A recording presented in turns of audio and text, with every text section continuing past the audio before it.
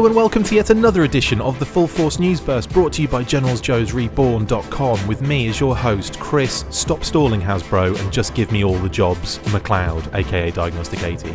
Joining me today to discuss the news that Hasbro are looking for a graphic designer for a number of their brands, including G.I. Joe, is Justin, Stop Stalling Hasbro and Just Give Me My Little Pony job, Bell. So without further ado, let's get stuck into this news burst.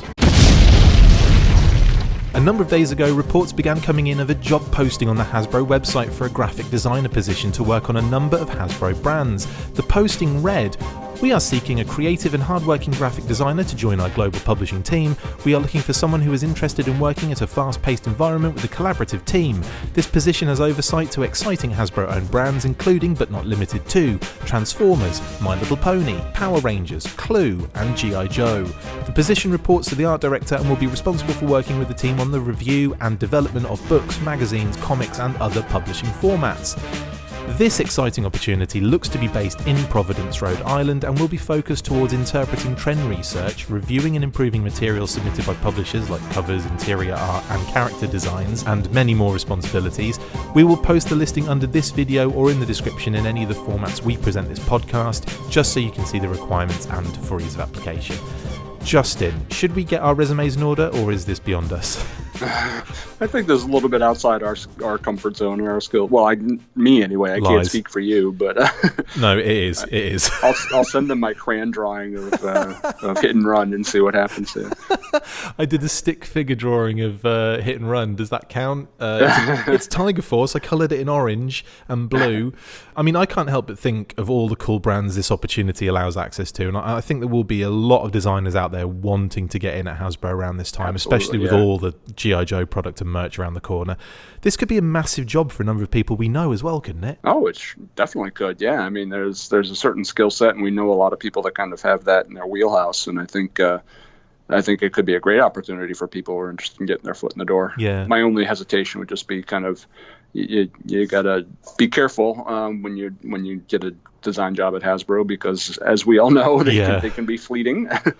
I mean, it is a rather unsettling reputation they've built up for job security, isn't it? I mean, it is. Yeah. Do you feel they need to build up a larger creative foundation again after the most recent group of layoffs? And how important do you think it is for the company to try and keep that team together? I think it's really important. I mean, they're working in management as I do. Obviously, not a large corporation like Hasbro, but there's no substitute for having good in-house staff who are capable and experienced, and you can't outsource kind of that sort of mentality, so however many freelance people you have on payroll, it's tough to match the rapport and the familiarity and the experience that you can build with an in-house staff that works shoulder to shoulder every day.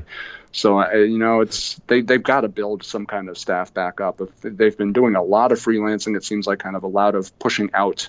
I think they really need to look at trying to build kind of an interior foundation again, and so get some of that staff built back up.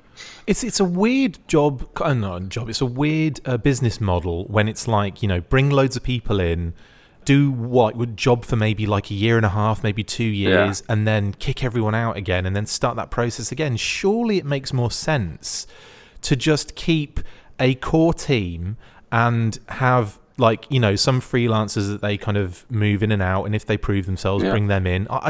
It doesn't, to me, it seems like a massive waste of money from the company's perspective. It almost seems like, toy production in this day and age is almost like kind of dovetails, say, a Hollywood production where you don't have, where the actors and the directors and the producers and the set designers and all those people, they're obviously temporary staff. They just work on the film production, and then once the film is over, they're gone. Yeah. And it seems similar to that. Their toy lines these days are so, come and go, with some exceptions, obviously, like Star Wars and Marvel Legends and Transformers are kind of persistent brands. But when you look at something like G.I. Joe, where you might have a couple of year burst and then it quiets down for a while, and then a couple of year burst, you need to have the staff available for that couple of year burst, but you may not always need them. So it's tricky. And I'd like to think, knowing the folks from Boss Fight like we do, they're very versatile, where they could do G.I. Joe and then turn around and do stuff for Transformers and turn around and do stuff for Star Wars and kind of, juggle all, My Little Pony or My Little, Littlest Pet Shop, stuff like that. They had the skill set to do all of that, but not everybody is like that. You might not be able to find somebody who can do really good work for G.I. Joe and then turn right around and do that same good work for Transformers and turn right around and do that same good work for Power Rangers or whatever. It can be tricky to find people that are, I mean, Boss Fight is who they are for a reason. They're all very, very good at their jobs. Yeah. Not everybody can match that. So, you have to kind of be careful with how you bring staff in and what you task them to work on. And obviously, a lot of long-time employment is dependent on public reception and sales for the brands you're working on. So if G.I. Joe goes south, then everybody who's got G.I. Joe in their job title, they got to find something for them to do, or they've got to move on, unfortunately. Yeah. I suppose it's just a cutthroat business, isn't it? You're right. I mean, definitely is. When you have those gaps in between everything. Although you kind of think sometimes the development process takes so long that, surely people are working on things in and around those, those kind of like big product reveals and stuff.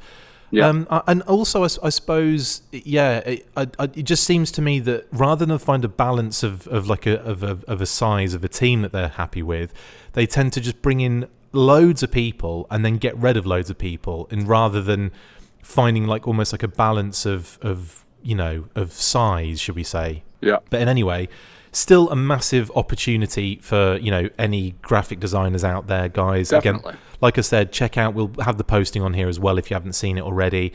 And go nuts, send the resumes. And also, I think over Toy Fair, I've heard that Hasbro are actually looking for a lot of different types of people, especially within like the marketing realm, and with all the kind of the brand stuff that's moving at the moment with G.I. Joe around the corner and all that kind of stuff. They are looking for lots of different people.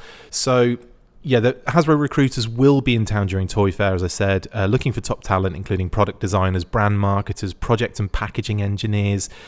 Send your resume and portfolios to jobs@hasbro.com. If your background is a match for current or future needs, they'll be in touch to set up a time to meet you on Monday, that's February the 24th, or Tuesday the 25th, between 8 a.m. and 7 p.m. at the Westin New York at Times Square. So if you're interested, like I said, in any of these job opportunities, guys, go nuts. Definitely. Justin, thank you, mate, for jumping on and chatting with me about this amazing Hasbro opportunity. Absolutely. That's it for this installment of the Full Force News Burst. Thank you to my wonderful co-host, Justin Bell. See you next time, and as always, full force. Make sure you get involved with the discussion by liking, sharing and commenting on these videos, and as always, you can keep up with the show after listening by following on Twitter @TheFullForce, liking the Facebook page, facebook.com/TheFullForce, and if you would like to contact the show, you can message us on either of those platforms with feedback or questions. We have also started a Patreon page, so if you want to see your name up in lights on these videos or enjoy exclusive bonus content, then check out patreon.com/TheFullForce podcast, or click the link on any of the posts this podcast appears in. Full Force.